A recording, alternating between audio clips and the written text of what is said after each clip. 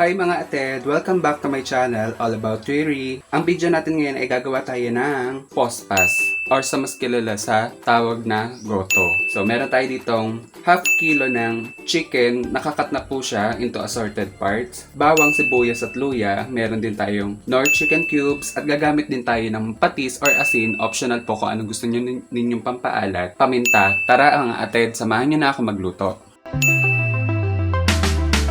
Pag mainit na ang mantika, maaari na tayong magisa ng bawang, sibuyas at ang ating luya.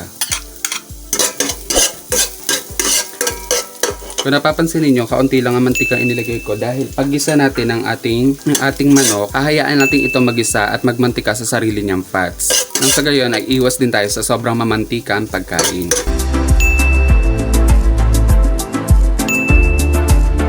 Hayaan lang po natin ito mag golden brown. Then pag golden brown na ito, pwede na natin ilagay yung ating manok. Just to make sure na gisadong-gisado at sangkot siya yung ating mga sangkap. Ito po ang gagamitin nating bigas. Meron po akong kalahating ratio ng ating bigas at nilagyan ko rin po ng malagkit. Hugasan lamang po natin ito bago natin ito isama sa paggisa ng ating manok. Takpan muna natin ito dahil ito ay lalabas pa yung kanyang excess water at diyan na siya kusang magigisa on its own.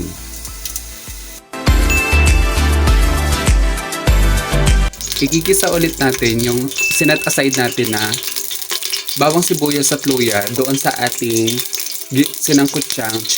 sinangkutsang manok.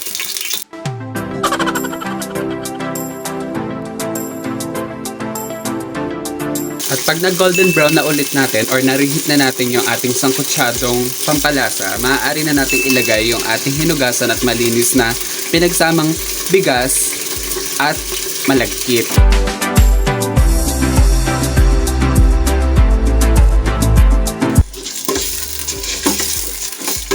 Haluin natin hanggang sa mag-incorporate yung ating mga pampalasa doon sa ating bigas at malagkit.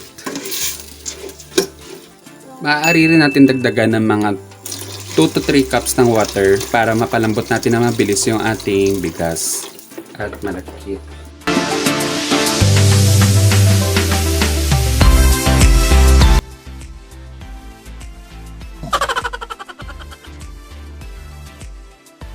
A few minutes later.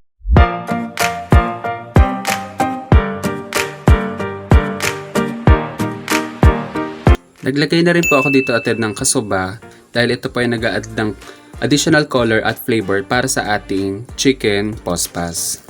Ganito po ang magiging itsura ng ating chicken pospas pagka nilagyan natin ng additional na pampakulay ng atsuete.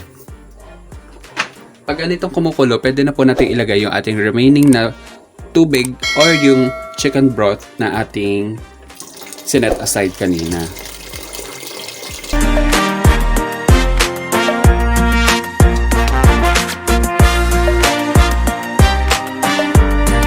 Habang pinapalambot natin yung ating bigas, maaari na rin natin ilagay yung ating mga pampalasa.